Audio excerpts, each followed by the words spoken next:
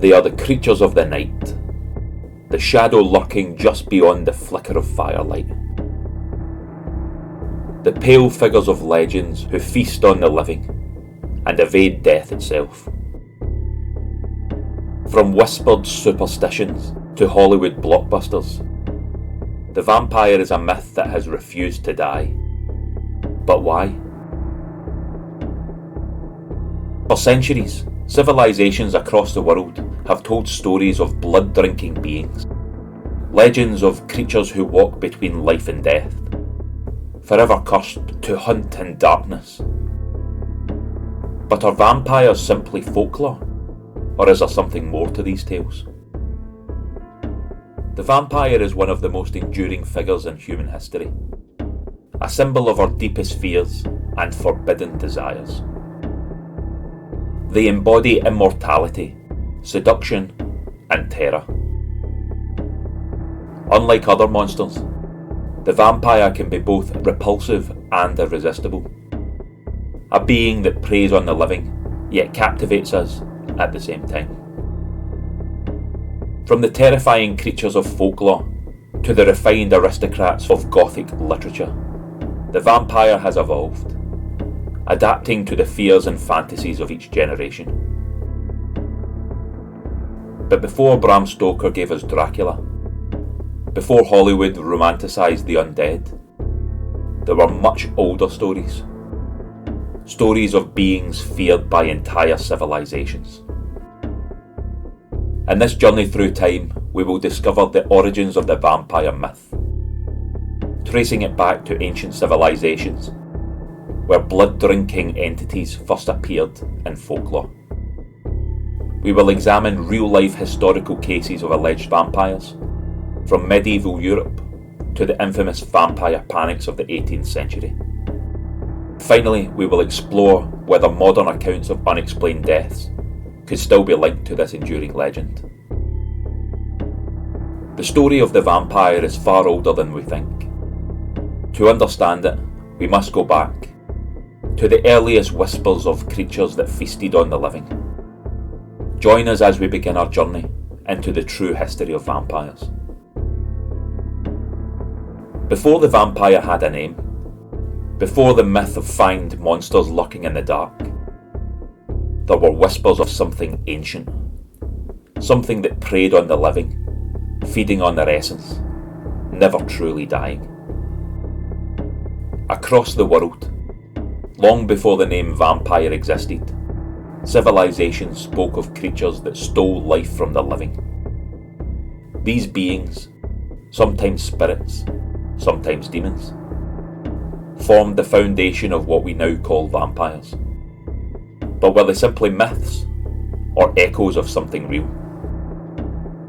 Before the vampire of Gothic literature, before the European legends of the undead, there was Mesopotomia, the cradle of civilization and the birthplace of some of the world's oldest fears. Among the clay tablets and temple ruins of this ancient land, we find the first recorded mentions of creatures that bore a striking resemblance to the vampires we fear today. To the people of ancient Mesopotamia, death was not always the end. The afterlife was a grim and desolate place, a shadowy realm known as Kur, where the dead lingered. But not all spirits remained passive in their underworld prison. Some escaped, returning to the land of the living to torment the unfortunate. These restless spirits were known as the Icomnu and the Utikyu, the world's first documented blood drinkers. The Icomnu were described as violent spirits, souls of the unburied dead who roamed the earth, unable to rest. They were believed to feed on the life force of the living, draining their victims of vitality and leaving them weak and deathly pale. Sound familiar? The Utikyu, another feared entity, were said to rise from their graves in search of sustenance. Unlike passive ghosts, these were malevolent beings, seeking revenge on the living, appearing in their dreams to torment their victims before striking. Among the many creatures feared by the Mesopotamian mythology, one stood out: Lilitu, a night-dwelling entity that preyed on the weak. Often depicted as a demon or a night spirit, she would enter homes in the dead of night, seducing men and feeding on their lifeblood. Lilitu was later absorbed into other myths, most notably evolving into Lilith in Jewish folklore, an immortal being cursed to forever stalk the night. Her story, like the Ikimnu, carried forward through time, shaping the vampire legend we recognise today. The fear of these creatures was so real that the people of Mesopotamia developed rituals and protections to ward off the undead. The dead had to be properly buried, given food and drink offerings to appease their spirits. Those who died violently or without proper rites were believed to be at risk of becoming a Ikimnu. Protective amulets, ritualistic incantations, and burial rites were the only defences against these ancient vampires. A corpse suspected of rising again could be weighted down with stones, burned, or sealed in a tomb with sacred markings. The Mesopotamian fear of blood-drinking spirits was not an isolated one. These beliefs spread, evolving with each civilization that came after. The vampire legend had begun, and from here, it would only grow stronger. Greece, the land of God and heroes, of wisdom and philosophy. But beyond the grandeur of Olympus and the glory of Athens, there were darker tales. Stories of creatures that walked the night, feasting on the flesh and blood of mortals. Among these legends, two names stood out: the Lamia and the Impailer. These were no ordinary spirits, no vengeful ghosts. These were predators, beings that thrived in darkness, hunting those who dared to walk alone after sunset. The Lamia was once a woman, a queen of great beauty. Some say she was a lover of Zeus, drawing the wrath of his wife Hera. Others claim she was a powerful sorceress, one who made a terrible bargain with dark forces. But all the stories agree on one thing: she was cursed. Always hunting, always lurking. The Lamia's hunger was insatiable. She was the embodiment of terror, a creature of both seduction and destruction. Even after centuries, her legend persisted.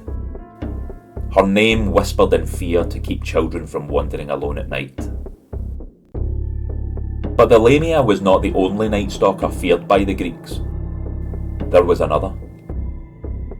One that did not simply hunt, but deceived, seduced, and tormented. This was the Impailer. The Impailer was a shapeshifter, a creature of nightmares, who could appear as a beautiful woman to lure in unsuspecting victims. But when they least expected it, she would reveal her true form. A horrifying monster with flaming hair, glowing eyes, and a single burning leg of brass. Travellers were warned: never trust a woman alone at night. Many who encountered the Impailer never lived to tell their story. Their bodies found pale, lifeless, and drained. Though these creatures didn't bear the name vampire, their stories contained the earliest elements of the legend: the thirst for blood.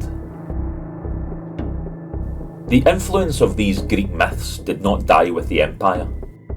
Instead, they bled into later European folklore, shaping the evolution of the modern vampire.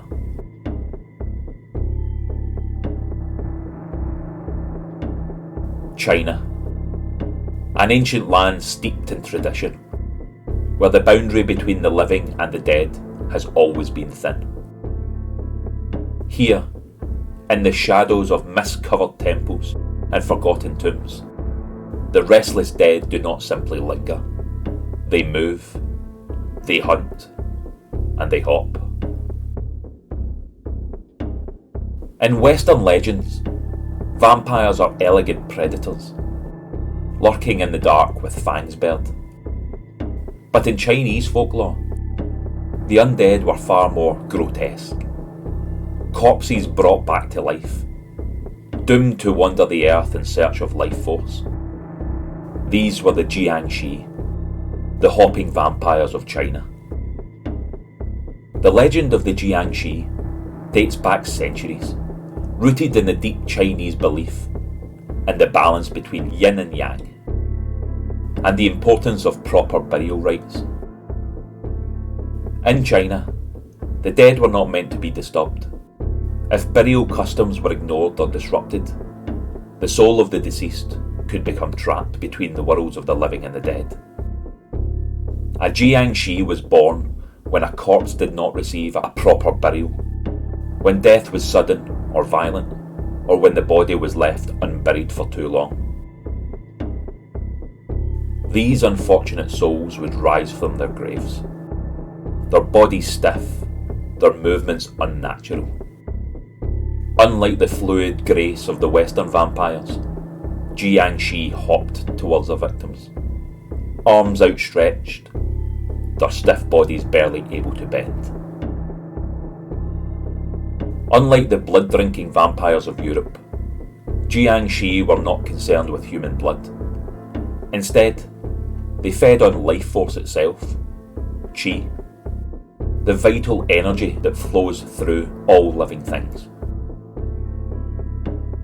Victims would wake, drained of energy, their bodies cold, their minds clouded, as if a piece of their very soul had been stolen in the night.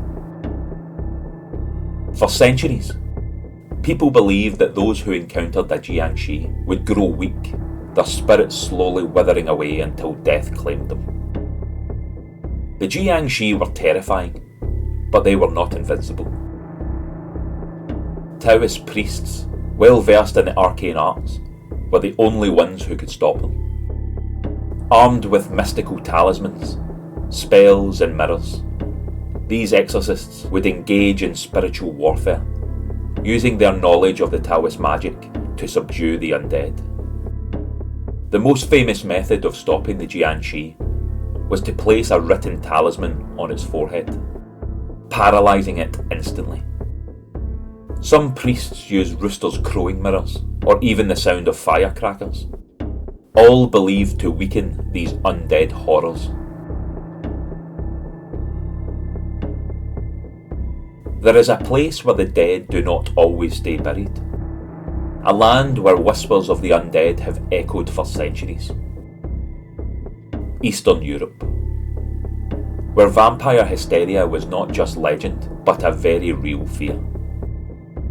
Long before the world knew of Dracula, the people here already had their own names for creatures that fed on the living. They called them the Upure and the Strigoi. These were not elegant aristocratic monsters. They were ravenous, wild, and filled with an insatiable hunger. Unlike the solitary predators of later vampire lore, the Upure and the Strigoi were often believed to rise in groups, preying upon entire villages. The Upure was one of the earliest vampire figures in Slavic folklore, a being that did not simply rise from the grave, but often clawed its way out night after night. It was said that those who had been evil in life, murderers, sorcerers, those who died by suicide, or those who had been cursed, could return as Upures. Unlike later vampire myths where the undead were weakened by sunlight, the Upure was believed to stalk the living during the day as well as night. They did not just feed on the blood, they tormented the living in many ways, drinking their victims' souls, spreading disease, and possessing their bodies. One of the most terrifying beliefs about the Upyaw was that it did not die easily. You could not simply stake it through the heart and be done with it. The only way to stop an Upyaw was to completely destroy the body, burn it, behead it, and scatter the remains far from the consecrated ground.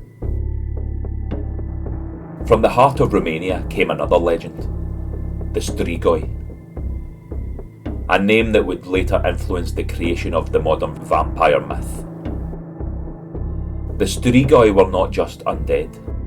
They were spirits of the dead who refused to move on, sometimes taking physical form to torment the living.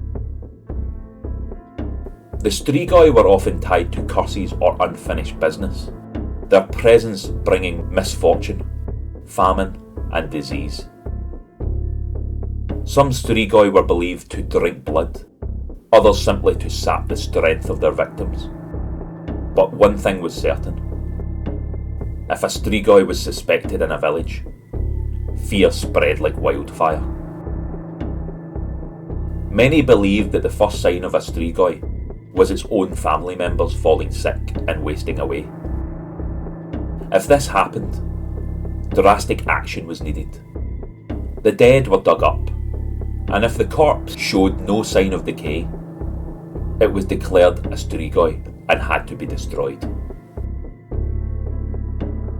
One of the most infamous cases occurred in 1755 in a Romanian village, where the body of a man named Toma was exhumed after numerous deaths in the town. The villagers cut open his chest, removed his heart, and burned it to ashes. Drinking the ashes mixed with water in a desperate attempt to break the curse.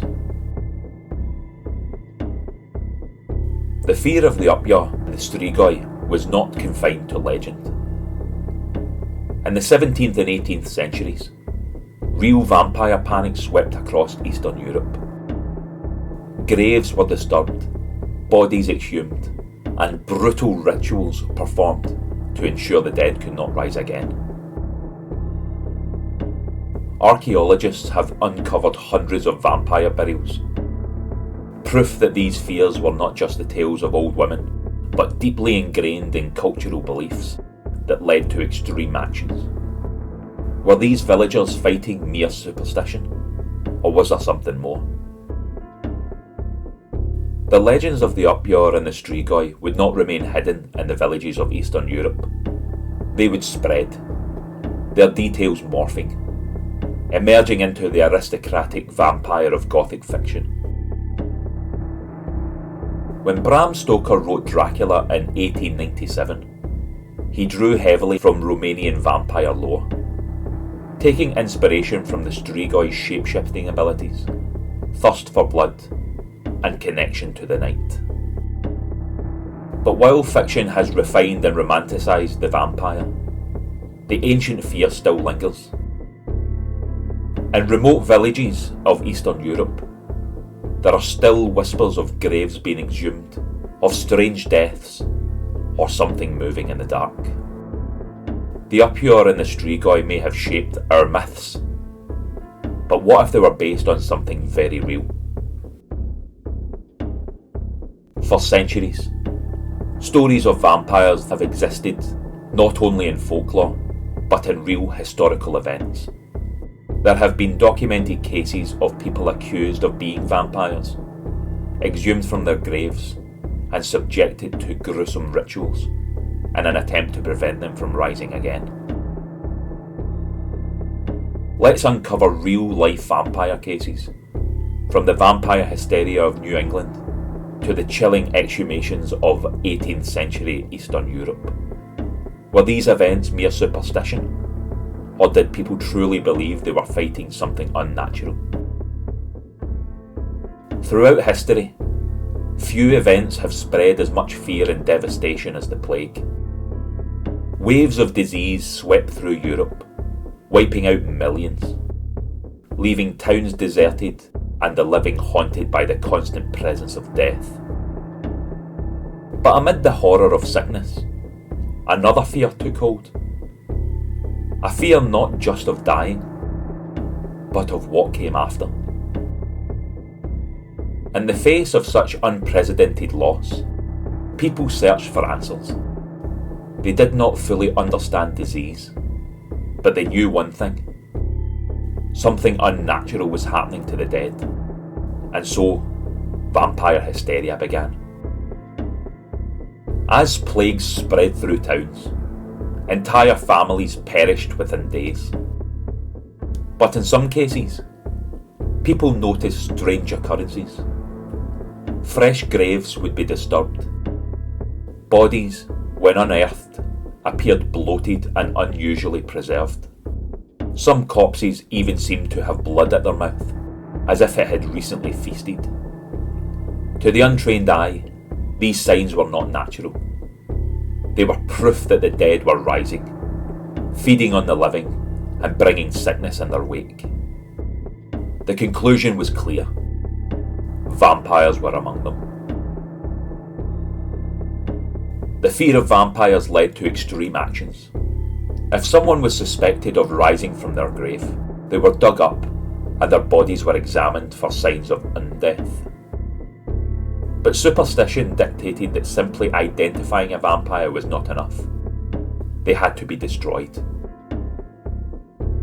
In Poland, Bulgaria, and Romania, archaeologists have uncovered hundreds of so-called vampire burials. Graves where bodies were pinned down with stakes, decapitated, or buried with heavy stones on their chests to prevent them from rising. In 2006, archaeologists made a shocking discovery: a 16th century vampire burial in Venice. The skeleton of a woman, found with a brick forced between her jaws, was evidence of a ritual meant to prevent her from feeding on the living. This practice, known as the vampire stone, was common in plague-ridden areas, where fear of the undead ran rampant. In the minds of people, disease and death were not natural. They were the work of vampires, feeding off the life of the living. What began as local superstition soon spread across Europe. By the 18th century, newspapers were reporting vampire panics in Austria, Germany, and France. Even royalty became involved, with rulers commissioning official investigations into vampire outbreaks. The fear of the undead was no longer confined to remote villages. It had become an international obsession. The plague left an unimaginable scar on the human psyche. Entire towns were erased, families wiped out overnight. Faced with so much death, people turned to the supernatural for answers. Vampires were not just monsters in the dark. They were a way of explaining the unexplainable, a symbol of death itself, refusing to rest. Even today, the mass graves and vampire burials remain, a chilling reminder of a time when fear and death walked hand in hand. The belief in vampires did not fade with the plague. It adapted, evolving into something even more sinister. But vampire hysteria was not limited to Europe. Even across the Atlantic and the newly formed United States, people feared the undead. In our next chapter, we uncover the chilling story of the New England vampire panic, where real graves were unearthed in search of the undead, and desperate families took horrifying measures to stop them. In the late 19th century, America was no stranger to death, but in isolated villages of New England, a different kind of fear took hold. Families, devastated by illness, began digging up their dead, not to mourn them, but to destroy them. They believed that something unnatural was happening in their graveyards. The dead, they claimed, were not resting. They were feeding. This was not some distant European legend. This was real-life vampire hysteria in the United States. And at the centre of it all was Mercy Brown, whose tragic fate would become the most infamous vampire case in American history. No case embodies the New England vampire panic more than Mercy Brown's. She was a 19-year-old girl from Exeter, Rhode Island, the daughter of George Brown, a struggling farmer. The Brown family were already devastated. Mercy's mother and older sister had died of tuberculosis. Then her brother Edwin fell ill, wasting away just like the others. And finally, in the winter of 1892, Mercy herself succumbed to the disease. With yet another family member sick, the townspeople began to whisper, was Mercy truly gone, or was she feeding on Edwin from beyond the grave? On March 17, 1892, George Brown, desperate to save his only remaining son, allowed the villagers to dig up his family's corpses. They exhumed the bodies of Mercy's mother and sister first, only to find them decayed, as expected. But when they reached Mercy's grave, they found something chilling. Unlike the others, Mercy's body showed little decomposition. Her skin was still intact, and most disturbingly, there was fresh blood in her heart. To the townspeople, this was undeniable proof. Mercy Brown was a vampire. With no other choice, they performed a gruesome ritual. They cut out Mercy's heart and burned it to ashes. But it didn't stop there. In a desperate attempt to save Edwin, the ashes were mixed into a tonic and given to him to drink. This was their cure. A final horrific act to break the vampire's hold. But it was all in vain. Edwin Brown died 2 months later. The vampire panic had claimed another life. Not by supernatural means, but through fear and desperation. Though more than a century has passed, the legend of Mercy Brown has never faded.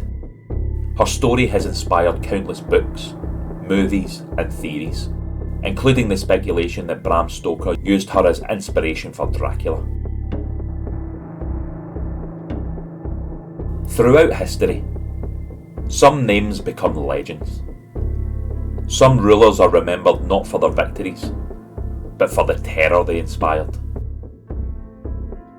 And few figures in history have fueled the vampire myth more than Vlad the Impaler and Elizabeth Bathory. Were they simply ruthless aristocrats, or did their blood-soaked reputations make them something far more sinister? Vlad III, Prince of Wallachia, better known as Vlad the Impaler, was a man who brutally struck fear into the hearts of his enemies. Born in 1431, he ruled a land constantly at war, surrounded by enemies on all sides. But it was not his battles that made him infamous. It was his method of execution. Vlad was known for impaling his enemies alive, a method so gruesome that even hardened warriors recoiled in horror. It was said that he left entire fields of impaled bodies outside his castle as a warning to invaders. But Vlad's connection to Dracula comes from more than just his cruelty. His father, Vlad II, was a member of the Order of the Dragon, a knightly order sworn to defend Christianity. The name Dracula itself means son of the dragon, or in some translations, son of the devil. Bram Stoker's Dracula may not have been an exact retelling of Vlad's life, but the imagery, the fanged nobleman, the thirst for blood, the looming Transylvanian castle, all stem from the real-life terror that Vlad inspired. Vlad the Impaler's cruelty shaped the legend of Dracula, then Elizabeth Bathory gave rise to the most terrifying aspect of the vampire myth: the craving for blood. Born in 1560, Elizabeth Bathory was one of the most powerful women in Hungary. She was wealthy, influential, and, according to legend, a sadistic killer. Stories tell of Bathory bathing in the blood of virgins, believing it would keep her eternally youthful. Witnesses claimed that she lured young peasant girls to her castle, torturing them in ways too gruesome to describe.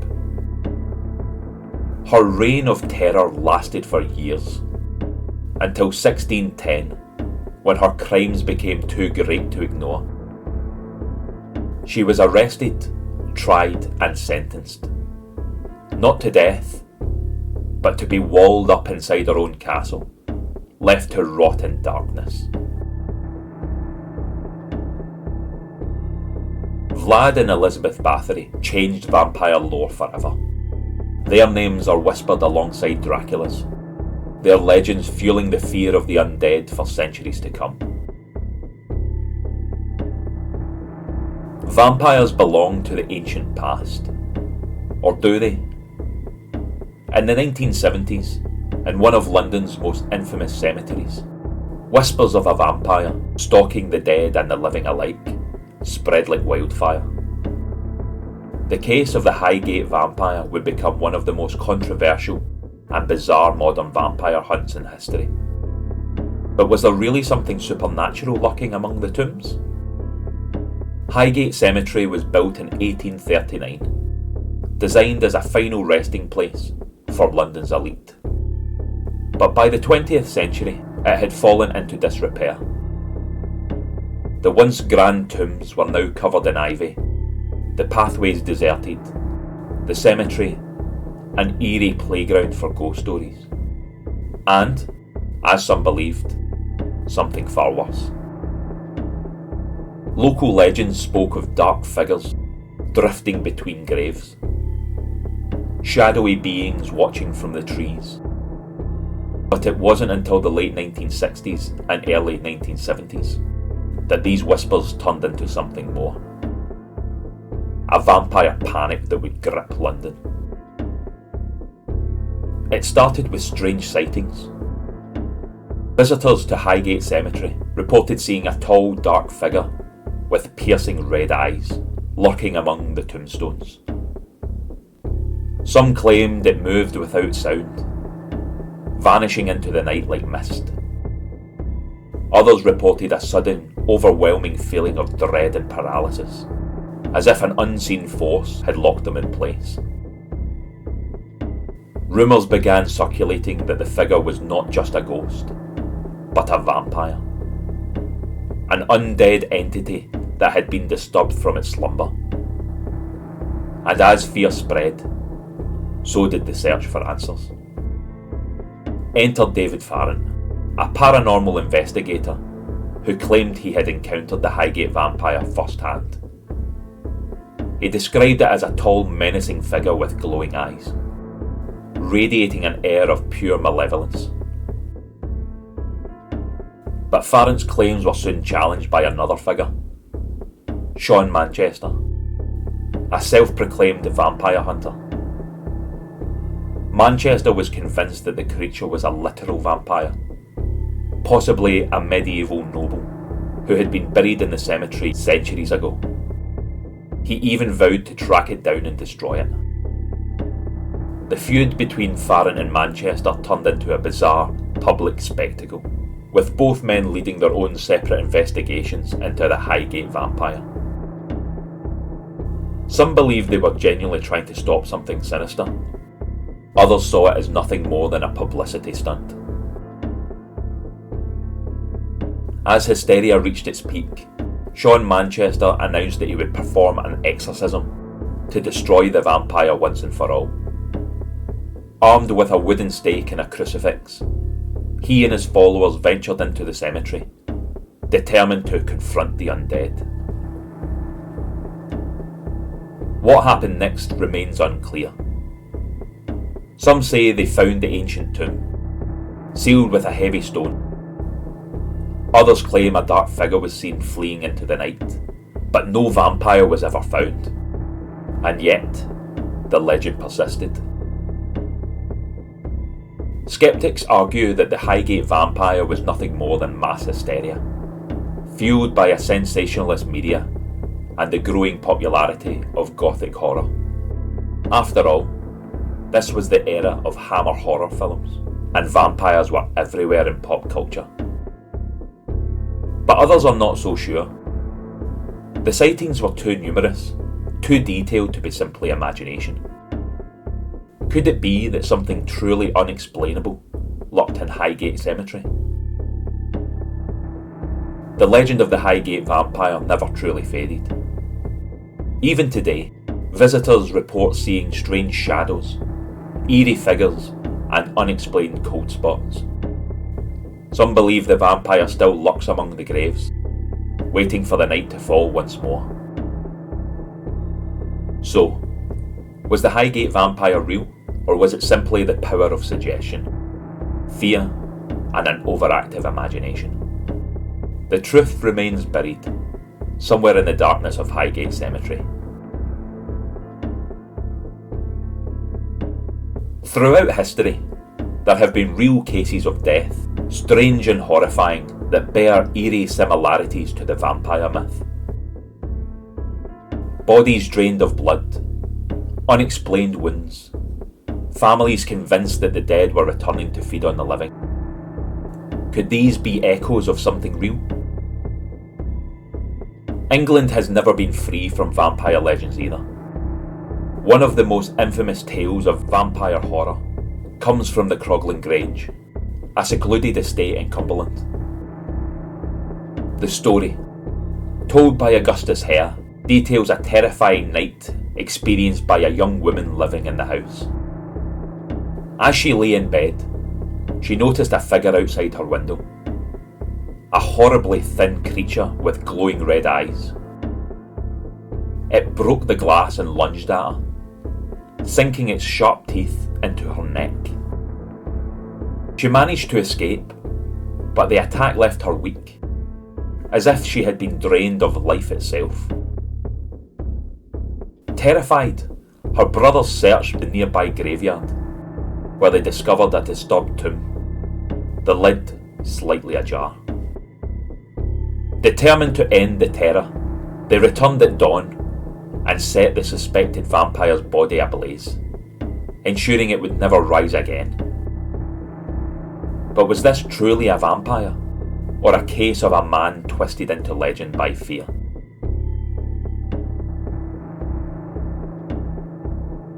Vampire myths are not just relics of the past.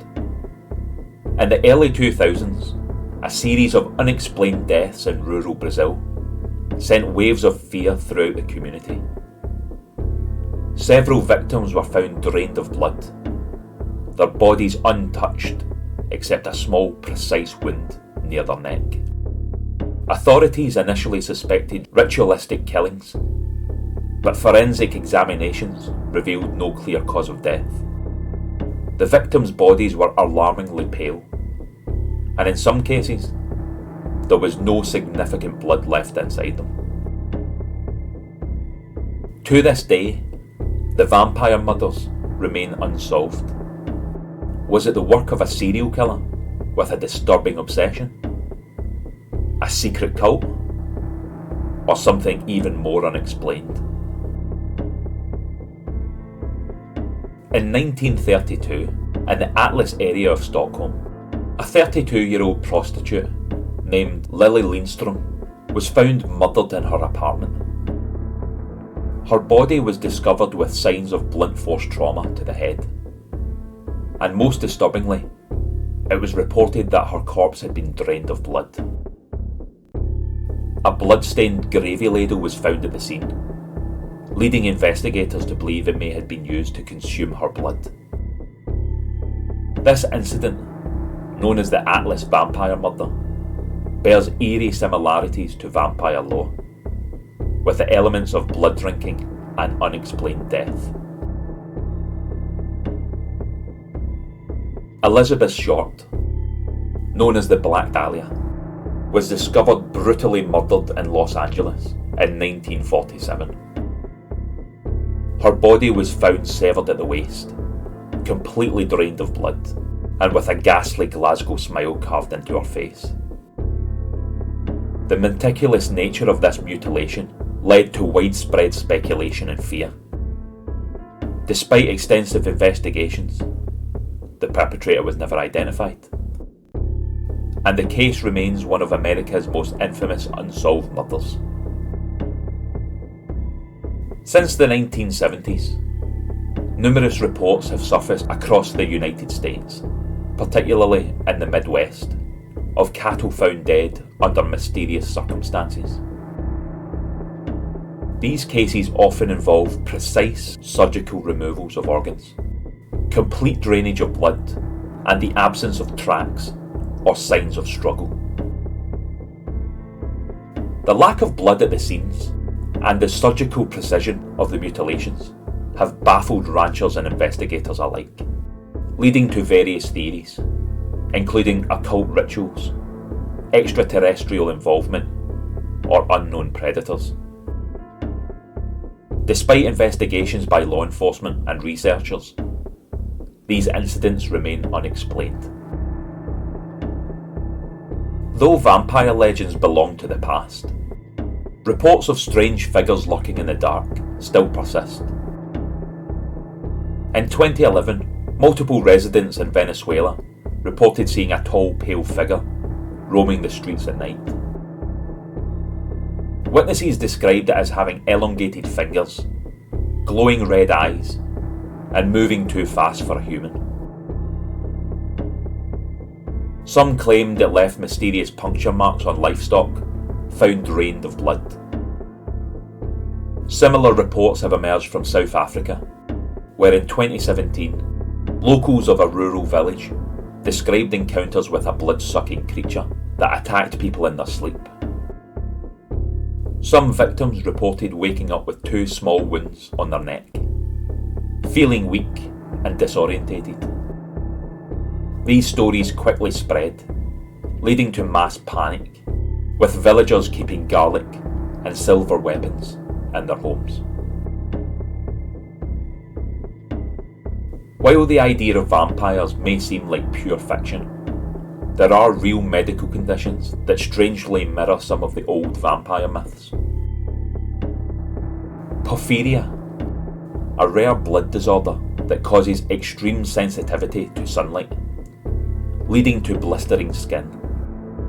Some severe cases even cause gums to recede, making teeth appear elongated, giving an eerie resemblance to vampire fangs. Renfield syndrome, a psychological condition in which individuals develop an obsession with drinking blood, often believing that it gives them strength or vitality. Cases of Renfield syndrome have been documented in psychiatric facilities worldwide. Hematomania, a condition categorised by an intense craving for blood. Some patients have been known to attack animals, or even people, to satisfy this need. Could these medical conditions have inspired the vampire legend? Or are they evidence of something more? From ancient folklore to modern sightings, the legend of the vampire has endured for centuries. Are they real, or simply an invention of our deepest fears? Could it be that vampires never truly disappeared, but merely adapted, hiding in the shadows of our world? In the end, belief in vampires is not just about what we see, but what we fear. The real question is, do you believe?